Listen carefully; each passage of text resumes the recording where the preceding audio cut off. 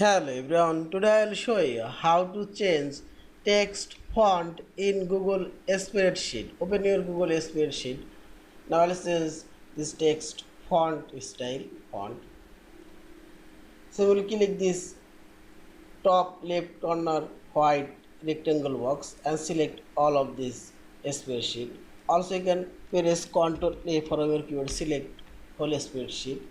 Now click on this font option and I can change text font style. There are many font style. I will choose this one and see this font style now change. Also you can change a specific cell font style. Drag your mouse, select your cell. Now click here and select Arial and see this.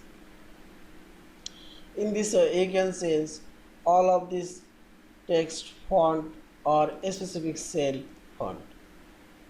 Yeah. Thank you for watching. Please subscribe, like, share and comments.